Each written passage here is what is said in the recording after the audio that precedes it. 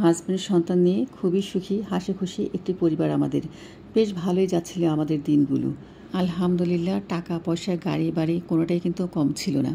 আমার বাবার বাড়ির আত্মীয় স্বজন, আমার শ্বশুর বাড়ির আত্মীয় স্বজন সবাই কিন্তু আসা যাওয়া করতো। এর মধ্যে আমার এক খালা শাশুড়ির মেয়ে, ওর নাম হচ্ছে হাজেরা, ও আবার ঢাকায় পড়াশোনা করতো। তো হোস্টেলে থেকে পড়াশোনা করতো, মাঝে মাঝে আমার বাসায় আসতো। তো আমরা একসাথে খাওয়া দাওয়া করতাম, গল্প করতাম, আবার কোথাও গেলে ওকে নিয়ে যেতাম। আর ও এবার পড়ছে অনার্স সেকেন্ড ইয়ারে। আমার মেয়েদের সাথে খুব ভালো বন্ধুত্বের মতো সম্পর্ক। বাসায় আসলে আমার মেয়েকে একটু পড়া বুঝিয়ে দিত, এরপর আমার সাথে টুকিটাকি কাজকর্ম করতো, বলতো ভাবি বসে না, আমি কাজ করে দিই, আমি চা করে দিই। তো দেখা যায় ওর ভাই বাসায় আসলে কেমন যেন একটু চঞ্চল হয়ে যেত। কোনো কাজ না থাকলেও বলতো ভাবি আমি চা করে আনি, আমি এটা করে আনি, আমি নুডলস রান্না করে আনি। আর আমিও কিছু বলতাম না, ভাবতাম যে হয়তো বা ওর খেতে ইচ্ছে করছে বা ওর ভাইকে খাওয়াবে। সরল মনে আমি বলতাম ঠিক আছে করে নিয়ে আসো। আর আমার হাজব্যান্ডও বাজার সদাই কিন্তু কোনো দিকে কম আনতো না, একদম হাত ভরে ভরে বাজার আনতো। আমিও আমার হাজব্যান্ডের সাথে যেয়ে আনতাম। তো এই জিনিসগুলো না আমার আর কি পরিবারের লোকেরাও দেখতো, বা আমার আশেপাশে যারা ছিল তারাও দেখতো, আমার শ্বশুরবাড়ির লোকজন তো দেখতোই। এরা ভাবতো যে ওরা তো ভালোই আছে। যাক, আমার কাছেও বেশ ভালোই লাগতো, তারাও আসা যাওয়া করতো। আর আমিও আমার সাধ্য মতো আমার শ্বশুরবাড়ি থেকে যারাই আসতো তাদের একদম মন ভরে খাওয়াতাম। আমার বাবার বাড়ির লোকজন আসলে আমি কিন্তু কখনো এতটা রান্নাবাড়া করতাম না যতটা না তারা আসলে করি। তো এর মধ্যে আমার খালা শাশুড়ি আসছে ডাক্তার দেখাতে ঢাকায়, আর আমার বাসায় উঠেছে। তো আজকে দেখলাম আমার হাজব্যান্ডের মনটা বেশ ফুরফুরে, অনেক হাসি খুশি। আজকে মানে ওর মধ্যে অন্যরকম একটা আনন্দ ভালো লাগা কাজ করছে। আমি ভাবলাম হয়তো বা তার খালা আসছে, এই কারণে হয়তো ওর মনটা ভালো। আর আমিও কিন্তু একদম খুশি মনে আমার খালা শাশুড়িকে চা নাস্তা দিয়ে সাথে আমার বরকেও দিয়েছি, দুজনকে 4টা ডিম দিয়েছি সিদ্ধ করে। এরপর ওদের নাস্তা খেতে দিয়ে আমার মেয়েকে নিয়ে আমি স্কুলে গিয়েছি। আর কি দেরি হয়ে যাচ্ছিল, ভাবলাম যে যাক, ওর খালার সাথে যখন কথা বলছে তাহলে মেয়েকে আমি স্কুলে দিয়ে আসি। মেয়েকে দিয়ে তাড়াতাড়ি আমি স্কুল থেকে চলে আসি, যে মেহমান বাসায় আছে, আবার দুপুরে রান্নাবাড়া করতে হবে, তাদের জন্য কোনো কমতি না হয়। কয়েকদিন ধরে তো দেখছি আমার হাজব্যান্ডের মন মেজাজটা খারাপ। ভাবলাম যদি ওর আত্মীয় স্বজনকে দেখে বা ওদের বেশি বেশি খাওয়ালে ওর মনটা যদি ভালো হয়। তো এই ভেবে আমি তাড়াহুড়ো করে বাসায় চলে আসছি। সকালবেলা বাচ্চাকে নিয়ে তাড়াহুড়ো করে বের হয়ে গেছি। তো এসে দেখি যে আমি দরজাটা লক করতে ভুলে গিয়েছিলাম, একটু ফাঁকা হয়ে আছে। তো যাই হোক, আমি রুমে ঢুকলাম, কিন্তু তারা কথা বলা এতটাই মগ্ন ছিল আমি যে ঘরে ঢুকেছি তাদের কোনো খেয়ালই নেই। তো আমি যা শুনতে পেলাম, এটা শুনে তো মনে হয় আমি আকাশ থেকে পড়লাম। মানে আমি কখনো কল্পনা করতে পারিনি যে আমার খালার শাশুড়ি আমার হাজব্যান্ড মিলে এই ধরনের আলোচনাগুলো করতে পারে বা করছে। আমি আমার নিজের কানকেও বিশ্বাস করতে পারছিলাম না যে তারা কী ধরনের কথাগুলো বলছে। আজ আমি কিন্তু একদম ক্লিয়ার হয়ে গেলাম কেন আমার হাজব্যান্ড আমার সাথে রাগারাগি করছে বা মেয়েদের দেখতে পারছে না। আসলে ফ্যামিলির মধ্যে এমন কিছু লোক থাকে, বিশেষ করে শ্বশুরবাড়ির লোকজনদের মধ্যে। তবে আমি শুধু শ্বশুরবাড়ি বলবো না, নিজের বাবার বাড়ির মধ্যেও কিন্তু এমন কিছু লোক আছে, যেমন চাচি, মামি, নিজের ভাবি, এরও কিন্তু কান পড়া দিতে কিন্তু কম যায় না। এটা অবশ্য আমি আমার নিজের অভিজ্ঞতা থেকেই দেখেছি, তাই বলছি। সবাই যে এমন করে তা না, খারাপ কিন্তু নিজেদের ফ্যামিলির মধ্যেও থাকে। তো আমি যেটা শুনলাম, আমি যখন ঘরে ঢুকতে যাব হঠাৎ করে শুনতেছি যে আমার খালা শাশুড়ি বলছে যে বাবা, তোমার এত সয় সম্পদ, এত টাকা পয়সা কে খাবে, তোমার ছেলে নাই, মানে এ নিয়ে বিনিয়ে অনেক কথা বলছে। আর আমার হাজব্যান্ডও দেখছি মানে আমার খালার সাথে অনেকটাই সায় দিচ্ছে। সে কোনো উত্তর দিচ্ছে না বা সে কোনো প্রতিবাদ করছে না যে না আমার সমস্যা নেই, আমার মেয়ে আছে বা ভালো মন্দ। মানে আমি যেটা বুঝতে পারছি, আমার খালা শাশুড়ির কথার সাথে পুরো সে সম্মতি দিচ্ছে। আর আমি এখানে একটা কথা বলে রাখি, আমার কিন্তু 2টা মেয়ে, আর আমার কিন্তু আরও 2টা বাচ্চা হয়েছিল। দুজনকে আল্লাহ তাআলা মেহমান বানিয়ে নিয়ে গেছে। তো এটা তো আল্লাহর হাতে, তাই না? আর 4টেই কিন্তু আমার সিজার। তো এর মধ্যে কিন্তু আমি আর বাচ্চা কাচ্চা নিতেও পারবো না। যদিও অনেকে বলে যে 5টা পর্যন্ত সিজার করানো যায়, কিন্তু 4টা সিজার হওয়ার পরে আমার শরীরের যে কন্ডিশন, দেখা যায় ভারী কিছু তুলতে পারি না, তুলতে গেলেই পেটে ব্যথা করে, আবার জোরে হাঁটাচলা করতে পারি না, মানে অনেক সমস্যা হয়। আর এই কারণে চিন্তা করেছি আর বাচ্চা কাচ্চা নিব না, কারণ আল্লাহ যদি দিত অবশ্যই সেই দুজনকে বাঁচিয়ে রাখতো। তো মেয়ে দুজনকে নিয়েই ভালোই কাটছিল, কিন্তু হঠাৎ করে আমার হাজব্যান্ডের এই পরিবর্তনটা কেন সেটাই বুঝতে পারছি। তো এই কথাগুলো দরজার পাশ থেকে শোনার পরে আমি চুপ করে দাঁড়িয়ে গেলাম, আমি আর ভিতরে ঢুকলাম না। বুঝতে পারলাম তারা আসলে কি ব্যাপার নিয়ে কথা বলছে বা কি বলতে চাচ্ছে, আর এই ব্যাপারটা কতদূর কি যায় সেটাই আর কি আমি এখন বোঝার চেষ্টা করছি। তাই আমি সত্যি কথা একদম আড়ি পেতেই কথাগুলো শুনছিলাম। আমি জানি আড়ি পাতা কিন্তু ঠিক না, তারপরেও তাদের কথাবার্তা যেহেতু আমাকে নিয়ে হচ্ছে আর আমার সংসারটাকে গিলে খাওয়ার জন্য যেহেতু কথাবার্তাগুলো হচ্ছে, তাই আমি চুপচাপ কথাগুলো শুনছিলাম যে দেখি তারা কি বলে আর কি কি করে। অনেক কথা যে তোমার অর্থ সম্পদের অভাব নেই, তোমার এত হাট বাজার করো, তুমি এত বাজার সদাই করো, তুমি এত কিছু কেনাকাটা করো। তো বিভিন্নভাবে ও মানে ইনি বিনে কথা বলার পরে সে বলছে, তুমি যদি চাও তাহলে আমাদের গ্রাম থেকে খুব সুন্দর মেয়ে তোমাকে খুঁজে এনে দেবো। অল্প বয়সী মেয়ে আছে, তুমি বিয়ে করবা কিনা সেটা বলো। আর এসব কথা শোনার পর তো লিটারেলি আমার একদম কান্না চলে আসছে। আমি ভাবতেছি কাদের জন্য আমি কি করতেছি। যারা আসলে কিনা আমি পাগল হয়ে যাই যে তারা কি খাবে, তাদের যত্নার্থে কীভাবে হবে। আমার কিন্তু খুব ছোটোবেলায় বিয়ে হয়, তো তখন থেকে কিন্তু গ্রাম থেকে যারাই আসতো আমি কিন্তু চেষ্টা করতাম তাদের আপ্যায়ন করার। আর আমার শ্বশুরবাড়ির লোকজন কিন্তু বেশিরভাগই গ্রামে থাকতো, তো গ্রাম থেকে মাঝে মাঝে যারাই আসতো তারা মানে কখনোই খালি হাতে বা খালি মুখে ফেরত যেত না। আমার সাধ্য মতো আমি যতটুকু পারতাম আমার বয়স অনুযায়ী কিন্তু আমি তাদের প্রচুর রান্নাবাড়া করে খাইয়েছি, তাদের প্রচুর সেবা যত্ন করেছি, মানে কোনো গিফট ছাড়া তাদের কিন্তু আমি যেতে দিতাম না। আমার সবসময় একটা কথাই মনে হতো যে মানুষ তার ব্যবহারেই বংশের পরিচয় পায়। তারা এমন কোনো জিনিস যেন আমার মাধ্যমে কষ্ট না পায় যে তারা আমার বাবা মাকে তুলে কথা বলবে বা আমার দেশ তুলে কথা বলবে যে এখানকার লোক ভালো না বা মেয়েটা ভালো না বা বউটা ভালো না। এই কারণেই মানে ছোটোবেলা থেকে আমার মাথার মধ্যে কেন যেন গেঁথে গিয়েছিল যে আমি তাদের কখনও কেউ আসলে আমার বাসায় আমি তাদের খালি মুখে যেতে দিব না। আমার যতই কাজ থাকুক আমি তাদের সময় দিয়ে তাদের সাথে গল্প করে তাদের খাওয়া দাওয়া করে পরে তাদের বিদায় দিতাম। আর যেটা সত্যি কথা, আমিও কখনো শুনিনি তাদের মুখে আমার বদনাম করতে বা কিছু বলতে। তো আমি বুঝতে পারতাম মানে আমাদের এত খাওয়া দাওয়া, এত ঘোরাফেরা, এত শপিং কেন যেন তাদের পছন্দ হতো না। মুখটা কেমন ভার করে থাকতো। আবার মাঝে মাঝে তো আর কি আমার বরকে বলে ফেলতো, এত বাজার সদাই করা কী দরকার, এত খাওয়া দাওয়া করা কী দরকার। এমনকি আমার মেয়েদের যে এত আর কি আদর করতো আমার হাজবেন্ড বা আমাকে যে এতটা যত্ন করতো সেই জিনিসগুলো তাদের কাছে ভালো লাগতো না। কিন্তু আমি কখনো মন খারাপ করতাম না। ভাবতাম যে এটা হয়তো বা গ্রামের মানুষ বলে এমন করছে, যা আর কি যার যার স্বভাব। যাই হোক, আমার দায়িত্ব আমি পালন করে গিয়েছি, পালন করতাম। আর এই যে এখনও যারা যারা আসে আমি কিন্তু তাদের একদম সেই আগের মতোই আপ্যায়ন করে যাই। এইভাবেই আমার শ্বশুরবাড়ির অনেক লোকজনে আসা যাওয়া করে। কজনের কথা বলবো, তবে যাকে নিয়ে আমার প্রবলেম তার কথাই বলছি। কিছুদিন ধরেই দেখছি হাজেরা আসলে ও কেমন যেন মানে অনেক হাসি খুশি হয়ে যায়, বাইরে যেতে চায় বা এটা সেটা নিয়ে আসে। তখন আমি না বললেও, মেয়েরা না বললেও কিন্তু এক একটা জিনিস নিয়ে আসে। আর মানে দুজনে মিলে দেখে অনেক গল্প করে, অনেক হাসি খুশি থাকে।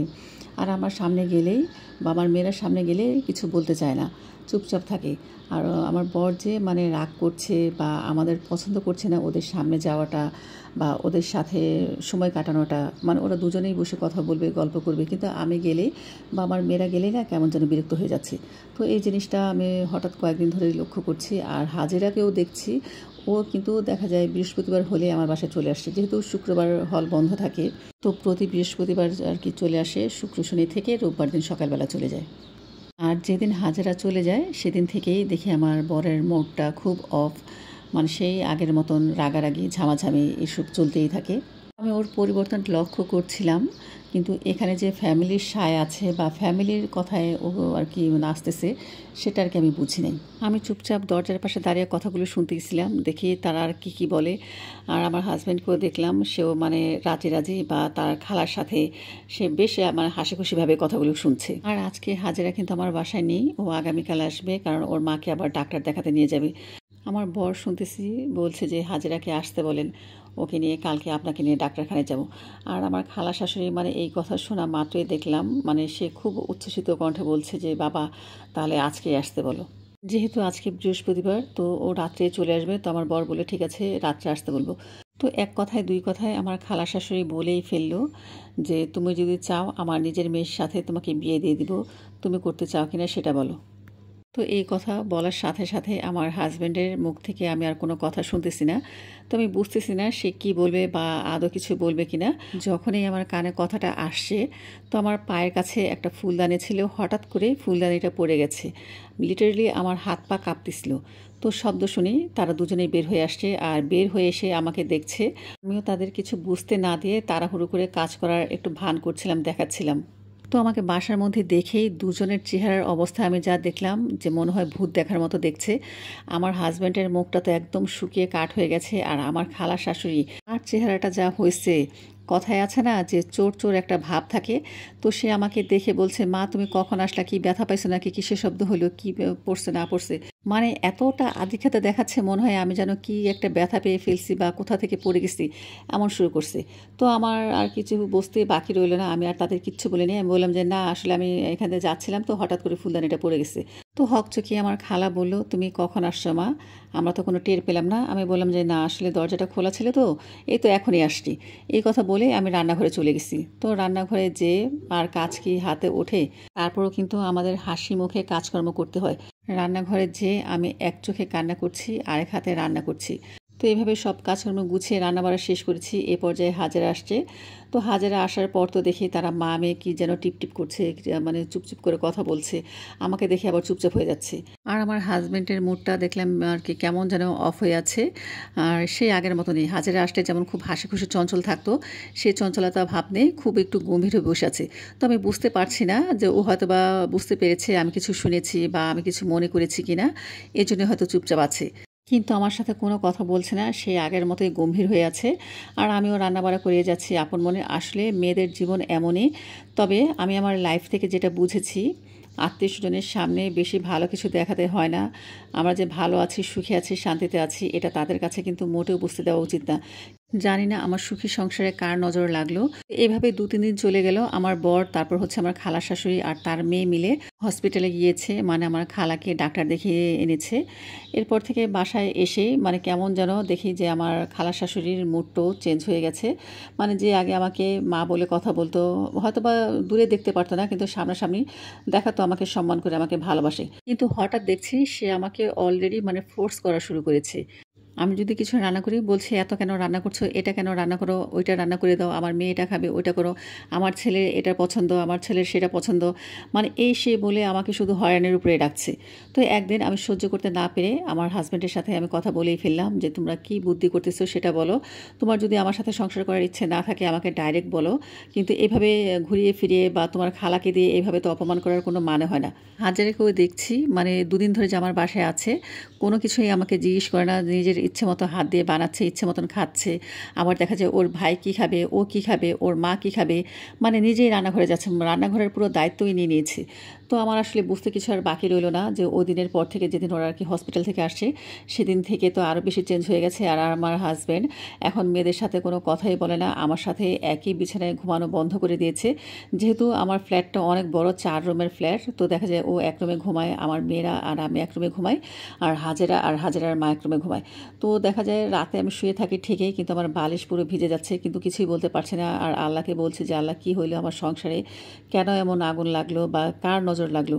তো শেষ পর্যন্ত ২-৩ দিন পরে আমার হাসব্যান্ড আমাকে একদিন একটা কথা বলেই ফেললো যে, "আমার ছেলে নাই, আর তুমিও আর বাচ্চা-কাচ্চা নিতে পারবা না। আমার ছেলে দরকার, আমি বিয়ে করব।" ডাইরেক্ট আমাকে বলে ফেললো যে আমি বিয়ে করব। তো তখনই আসলে আমার আর কিছুই বোঝার বাকি ছিল না যে ও কী বলতে চাচ্ছে বা ও কাকে বিয়ে করতে চাচ্ছে। সেদিন আমি হাড়ে হাড়ে টের পেয়েছি যে পড়ালেখা করা একটা মেয়ের জন্য কতটা জরুরি।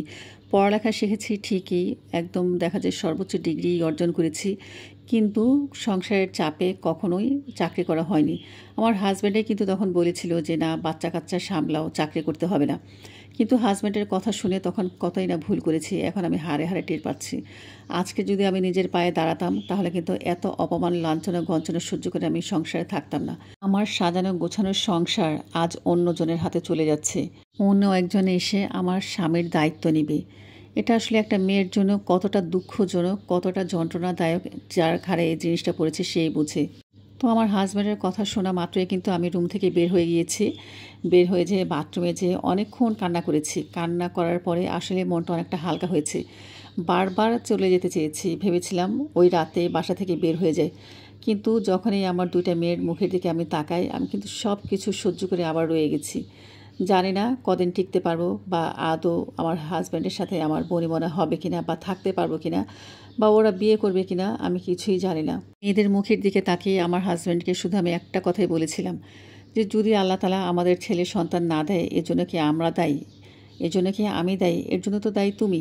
এছাড়া আমি কী করে বলবো যে আমার ছেলে হতো না? যেহেতু আল্লাহ তাআলা আমাকে ২ টো সন্তান দিয়েছিল, আর দোনোটা সন্তানেই আল্লাহ তাআলা নিয়ে গেছে। আর আমার ২ টো সন্তানের মধ্যে একটা কিন্তু ছেলে ছিল। তো আল্লাহ যদি আমাদের বাচ্চাটাকে বাঁচিয়ে রাখতো তাহলে তার কোনো সমস্যা থাকতো না। যেহেতু সে চায়নি যে আমাদের কোনো ছেলে সন্তান থাকুক, আমাদের ২ টো মেয়েই থাকুক। তো আল্লাহর জিনিস আল্লাহ নিয়ে গেছে, এখানে তো আমাদের আর কোনো হাত নেই। তো এই জিনিসটাই আমি আমার হাজব্যান্ডকে বোঝানোর চেষ্টা করেছি, কিন্তু মাথার মধ্যে যখন একবার পীড়িতের ভূত ঢুকে বা বিয়ে করার ভূত ঢুকে তখন কি সেটা সহজে মাথা থেকে যায়? জানি না আল্লাহ তাআলা আমার কপালে কী রেখেছে, আমি তাকে যতটুকু বোঝানোর চেষ্টা করেছি। তবে আমি আমার লাইফ থেকে যেটা বুঝেছি যে নিজের হাজব্যান্ডের কাছে কোনো মেয়েকেই কিন্তু বেশি ঘেঁষতে দেওয়া উচিত না, হোক সে আপন হোক সে পর। বেশি সরলতা ভালো না। এই যে যেমন আমি সরল মনে তাকে আমার বাসায় আশ্রয় দিয়েছি, একসাথে গল্প করেছি, তাকে নিয়ে খাওয়া দাওয়া করেছি, ঘুরতে গিয়েছি, সেটাই কিন্তু আজকে আমার কাল হয়ে দাঁড়িয়েছে। আরও একটা কথা বলছি, পুরুষ মানুষকে কিন্তু বিশ্বাস করতে হয় না, বিশেষ করে স্বামীগুলো যতই ভালো হোক না কেন, এরা কিন্তু মানে ফাঁক পেলে অন্যদিকে উকি ঝুঁকি দিবে। স্বামী নিয়ে কখনোই বড়াই করতে হয় না যে আমার হাজব্যান্ড ভালো, আমার হাজব্যান্ড কখনোই পরনারীর দিকে তাকাবে না, এই গ্যারান্টি কিন্তু কখনোই দেওয়া যাবে না। আমি কিন্তু আমার হাজব্যান্ডকে নিয়ে অনেক বড়াই করতাম যে আমার হাজব্যান্ড খুব ভালো, ওর মতো ছেলেই হয় না, ও অন্য কারো দিকে তাকাবে না, কোনো মেয়ের দিকে কখনো চোখ তুলে তাকায়নি। তো কখনো কি চিন্তা করা যায়, আমি কখনো কি চিন্তা করতে পেরেছি যে আমার হাজব্যান্ডও একদিন পোলট্রি খাবে, যে কী দোহাই দিচ্ছে, আমার কোনো ছেলে সন্তান নেই, তার অর্থ সম্পদ কে খাবে? আর মেয়েদেরও কিন্তু সে এখন দেখতে পারে না, মেয়েদের একদম পছন্দ করে না। মেয়েরা যদি কিছু চায় সাথে সাথে না করে দেয় যে না আমি দিতে পারবো না। আর আমার কথা তো বাদে দিলাম, মানে সে যে এখন আমার সাথে কি করছে একমাত্র আমি ছাড়া কেউ জানে না। প্রতিনিয়তই মনে হচ্ছে আমার নিজে হাতে গড়া সংসারটার মধ্যে আমি নিজেই যেন একটা এতদিন যারা অতিথি হয়ে আমার বাসায় ছিল, আজ তারাই মালকিন হয়ে বসে আছে, আর আমার বাড়িতে আমি অতিথি হয়ে বসে আছি। এইভাবেই আর সপ্তাহখানেক চললো। তো এক সপ্তাহ পরে ডাইরেক্ট আমার হাজব্যান্ড আমাকে জানিয়ে দিল সে হাজেরাকে বিয়ে করবে এবং তাকে নিয়েই সে সংসার করতে চায়। আমি জানতাম আজ হোক বা কাল হোক সে এই কথাটা বলবে, তাই নিজের মনকে অনেকটাই শক্ত করে নিয়েছি। আসলে এই জিনিসটা যখন যার ঘাড়ে এসে পড়ে সে একমাত্র বোঝে এটার কি বেদনা। সন্তানদের মুখের দিকে তাকিয়ে অনেক কিছুই করতে হয়, তবে আমি এটা মানবো না, মেনে নিতে পারবো না। সে বলছে, মানে আমার হাজব্যান্ড বলছে যে সে দুজনকেই রাখবে, আমাকেও রাখবে এবং হাজেরার সাথেও সংসার করবে। কিন্তু আমি একটা মেয়ে হয়ে এটা কিভাবে মেনে নিই? আমার এত ভালো হাজব্যান্ড, আমার এত সুন্দর সাজানো গোছানো সংসার অন্য নারীর হয়ে যাচ্ছে, এটা তো আমি মেনে নিতে পারবো না। কারণ একটা মেয়ে বাঘের মুখে তার স্বামীকে দিয়ে দিতে পারবে, কিন্তু সতীনের সাথে সংসার করতে পারবে না। অন্তত আমি তো পারবোই না। তো আমি কোনো কিছু না বলে বাসা থেকে এক কাপড়ে বের হয়ে গিয়েছি। জানি না মেয়েদের ভাগ্যে কি আছে, মেয়েদের কপালে আল্লাহ যা রেখেছে তাই হবে। আর রাতের আধারের সাথে সাথে এভাবেই কিন্তু একটা সাজানো গোছানো সংসার ভেঙে গেল। তো বন্ধুরা, কি ভেবেছো এই ঘটনা কি আমার সাথে ঘটেছে? আল্লাহ মাফ করুক, সবার সংসারে আল্লাহ বরকত দান করুক, সকল প্রকার বালা মুসিবত নজর থেকে বদ নজর থেকে আল্লাহ তাআলা সবাইকে রক্ষা করুক, সাথে সাথে যেন আল্লাহ তাআলা আমার সংসারটাকেও রক্ষা করে। তো বন্ধুরা, এই ঘটনাটা কিন্তু একদম সত্যিকারের ঘটনা। আমার পরিচিত এক আপু সে বলল আমি যেন এই গল্প না, এই কাহিনীটা যেন ইউটিউবে বলি, কারণ এখন কিন্তু ইউটিউবে অনেকেই সত্যিকারের গল্পগুলো প্রচার করছে, কারণ এই ঘটনাগুলো শুনে অনেকেই যেন সতর্ক হয়ে যায়। তো বন্ধুরা, তোমরা কেউ যদি এরকম বাস্তব কাহিনী প্রচার করতে চাও, আমার কমেন্ট বক্সে গল্পটা দিয়ে দিও, ইনশাল্লাহ আমি প্রচার করে দিব। তো গল্পটা বলতে বলতে আমার কিন্তু ঘরের অনেক কাজকর্ম আজকে করে নিয়েছি, রান্না বাড়া করেছি, ঘরের কাজকর্ম গুছিয়েছি। এরপর কিন্তু খাওয়া দাওয়া করে আমি পরে গোসল করেছি। সন্ধ্যার দিকে একটা অরেঞ্জ পাউন্ড কেক বানালাম। আজকে কিন্তু আমি কনভেনশন ওভেনেই বেক করলাম, কোনো ইলেকট্রিক ওভেন ব্যবহার করিনি বা এয়ার ফ্রায়ারও ব্যবহার করিনি। তবে এয়ার ফ্রায়ারে কিন্তু কেক ভালো হয়, তোমরা নিশ্চয়ই যারা আমার গতকালকের ভিডিওটা দেখেছো তারা তো সবাই জানো। তো ইনশাল্লাহ একদিন দেখি এয়ার ফ্রায়ারও বানাবো। আমার পুরাটা ঘর অরেঞ্জের ঘ্রাণে একদম মোমো করছে, খুব সুন্দর অরেঞ্জের একটা ফ্লেভার বের হচ্ছে। আমি কিন্তু অরেঞ্জ ফ্লেভারের এই কেকটা A to Z তোমাদের সাথে শেয়ার করেছি, কিন্তু কিছু বলতে পারিনি, কারণ আপুর আর কি গল্পটা বলছিলাম এজন্যই। তবে তোমাদের যদি বুঝতে কোথাও কোনো সমস্যা হয় আমাকে কিন্তু কমেন্টে বলো, আমি ইনশাল্লাহ সব ডিটেলস তোমাদের আবার জানিয়ে দিব। আর তোমরা যদি আবার কেউ অরেঞ্জ কেকের রেসিপিটা দেখতে চাও সেটাও জানিও, ইনশাল্লাহ আমি একদম ধাপে ধাপে দেখিয়ে দিব। কেকটা ওভেন থেকে বেক করার পরে আমি কিন্তু দুধ ব্রাশ করে দিয়েছিলাম। অনেকে এখানে সুগার সিরাপ ব্যবহার করে, তবে আমার কাছে সুগার সিরাপ ভালো লাগে না, এই কারণে সবসময় আমি দুধ ব্যবহার করি। এরপরে ঠান্ডা হওয়ার পরে এই যে স্লাইস করে কেটে নিলাম। দেখো একটা পাউন্ড কেক থেকে মাশাল্লাহ কতগুলো পিস হয়েছে। আর আমার মেয়েরা তো খেয়ে খুবই পছন্দ করেছে। কাটার আগেই নাফি তাসনিম দুজনেই নিয়ে খেয়েছে, তারপর হচ্ছে নাফির টিচার ছিল ওনাকেও দিয়েছি, খেয়ে খুব আর কি মজা হয়েছে বলেছে। এমনি তো আমি জানি অরেঞ্জ কেকটা খেতে খুব ভালো হয়, আমি এতদিন ধরে যাদের খাইয়েছি তারা সবাই কিন্তু অরেঞ্জ কেকের প্রশংসা করেছে। প্রশংসা করতেই হবে, কারণ অরেঞ্জ কেক কিন্তু একদম অরিজিনাল অরেঞ্জ দিয়ে করা হয়েছে। তো এই যে সাথে এখন দুধ নিয়েছি, 3 জনের জন্য 3 কাপ দুধ নিয়েছি, আমার জন্য আর 2 মেয়ের জন্য। আর দুধ দিয়ে এখন এই কেকটা খাবো, দুধ দিয়ে খেতে কিন্তু খুব মজা লাগে। তো বন্ধুরা, আজকের ভিডিওটি কেমন লাগলো তোমাদের কাছে অবশ্যই কিন্তু কমেন্টস করে জানিও। ভালো লাগলে ভিডিওটিতে লাইক দিয়ে দিও, চ্যানেলটিকে সাবস্ক্রাইব করে দিও। ইনশাল্লাহ আগামীকাল আরও একটি নতুন ভিডিও নিয়ে আসবো। সে অপেক্ষায় সবাইকে আল্লাহ হাফিজ, আসসালামু আলাইকুম।